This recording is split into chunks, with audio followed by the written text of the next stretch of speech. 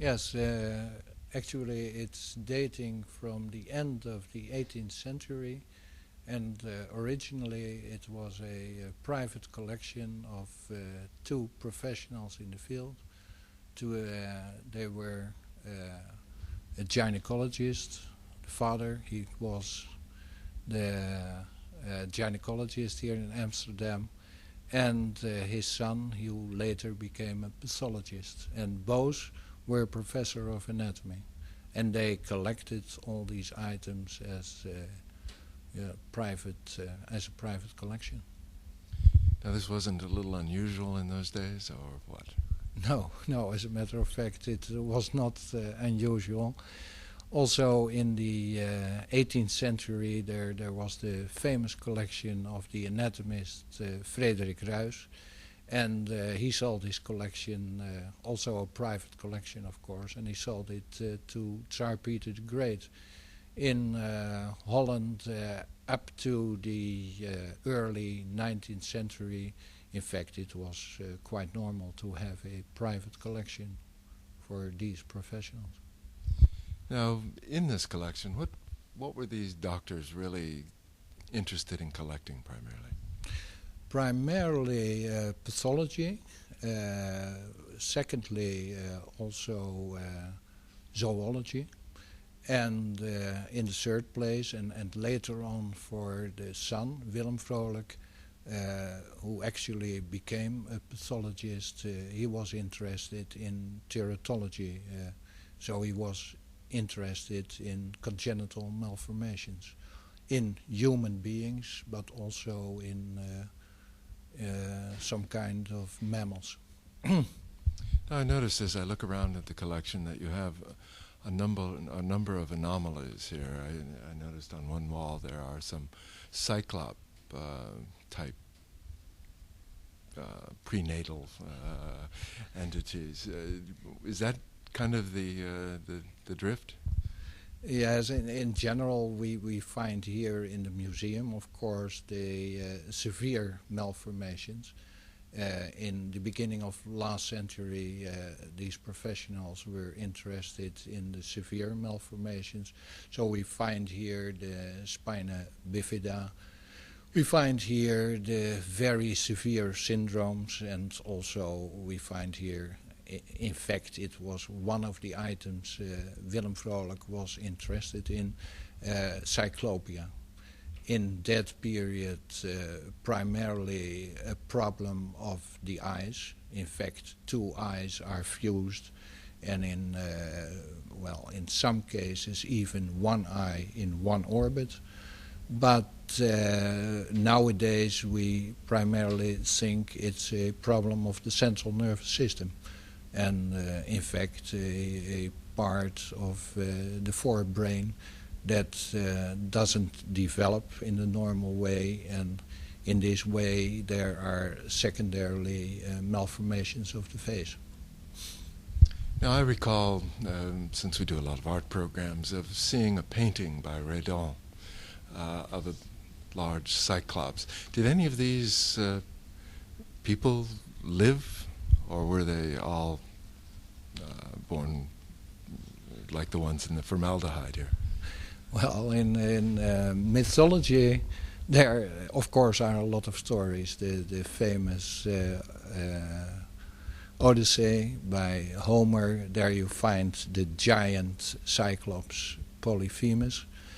Also in one Redon painting, but also in one of his paintings you find the Cyclops. And, it really is related to congenital malformations in man.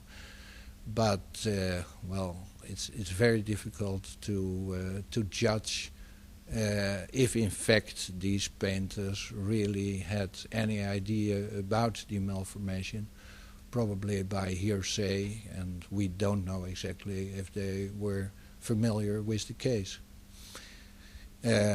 We also find it in many of the paintings of Hieronymus Bosch.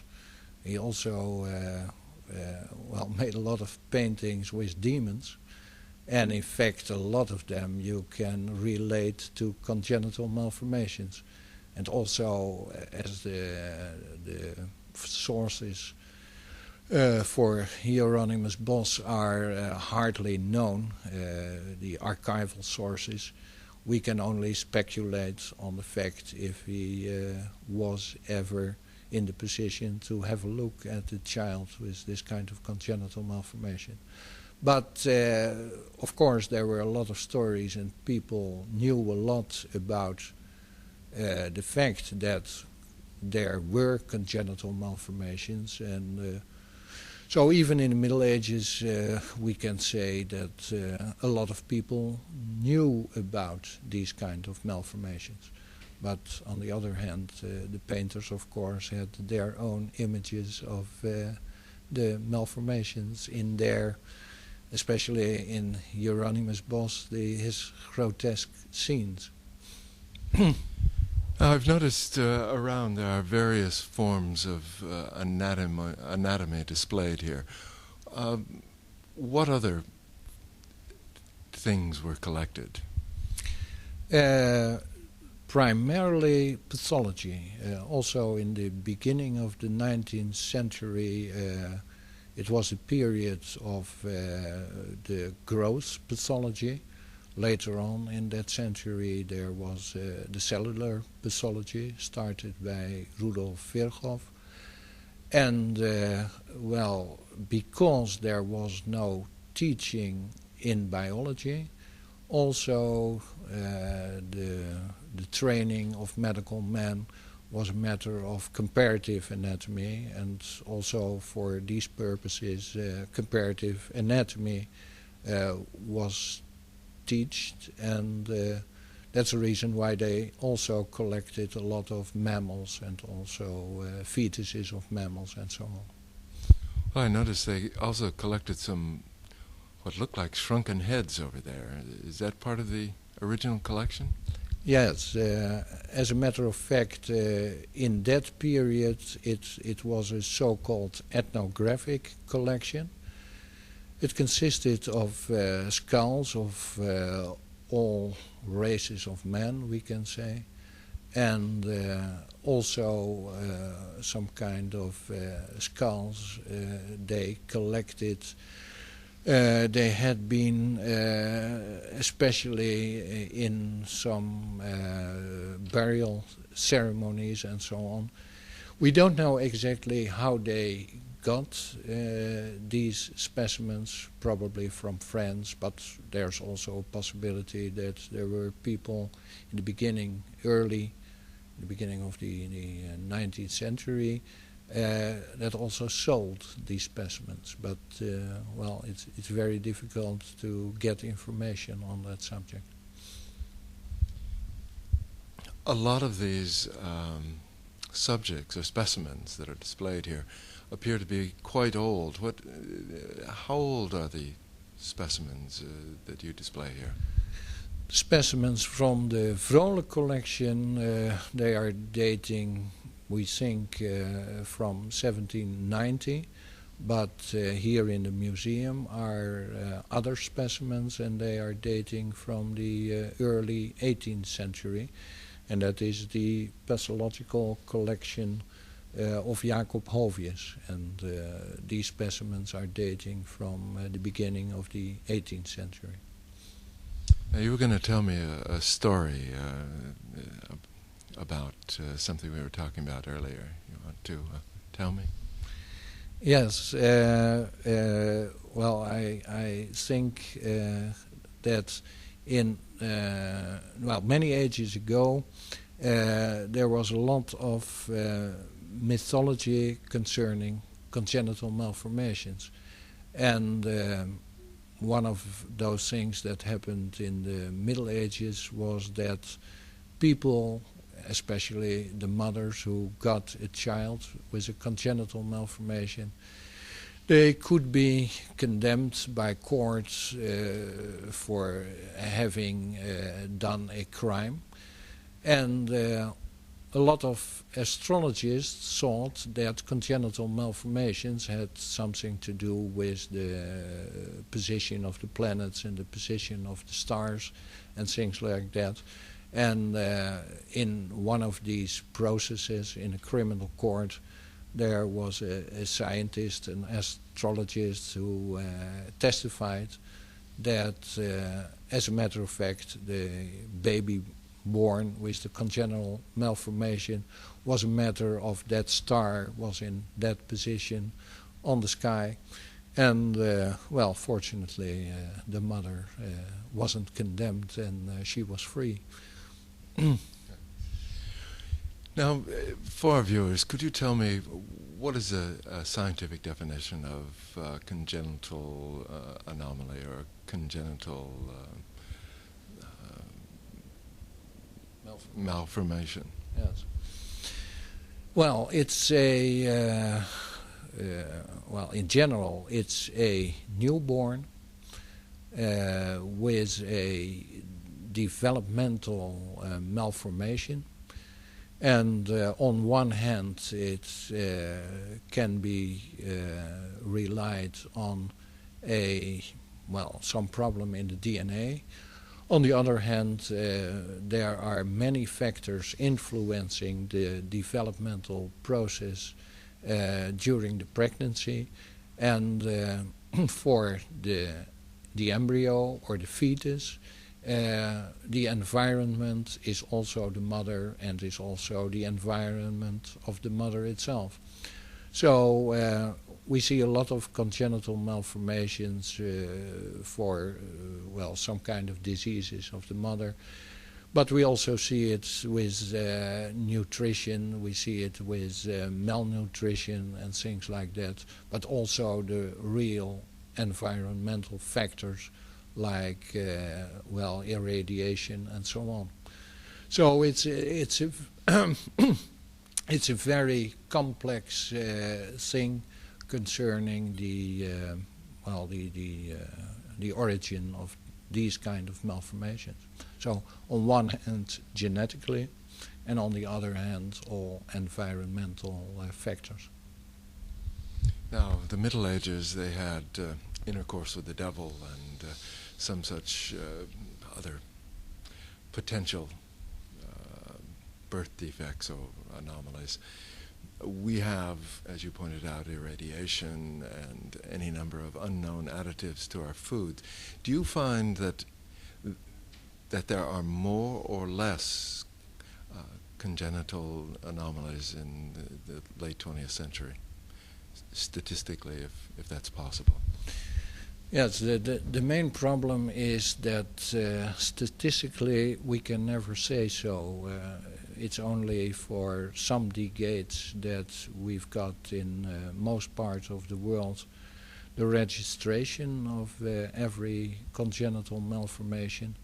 And, if we go back to last century, the main problem is that the professionals in the field were only collecting the severe malformations. So we've got from that period some data, but only concerning the very severe malformations. And on the other hand, we've got in the last decades many information concerning the incidents. But there's another problem in comparing them. Nowadays we've got a lot of congenital malformations, thousands of them, and in the last century they were only in big groups, so that's also very difficult from an epidemiological point of view to compare them. So that's still the problem we've got. If we can have information concerning the past, in some congenital malformations you can have some facts on if there is an increase or a decrease or this or that malformation. But in general it's not possible to say something on it.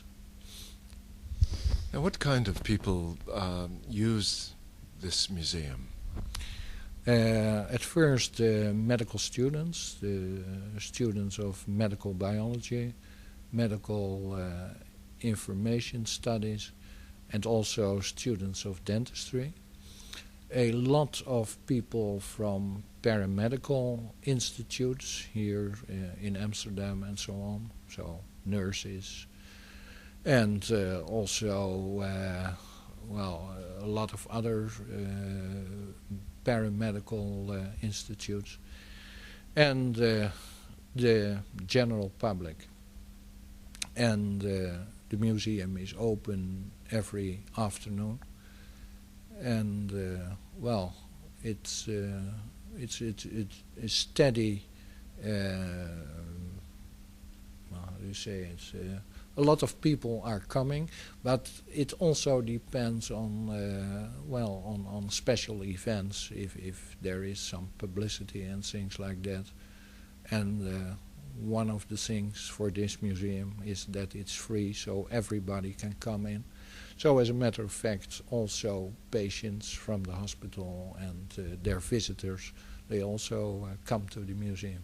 So it's a very diverse public that's going into the museum. So if someone from the general public wished to visit, they could just come any afternoon to see it? Yes, on not in the weekends, but from Monday till Friday they can come from 2 till 5 to the museum. It's free.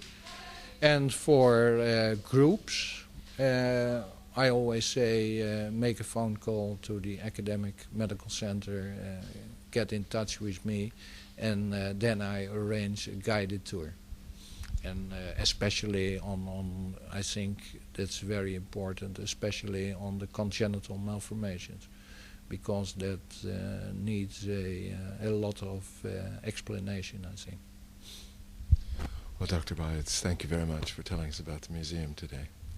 Thank you.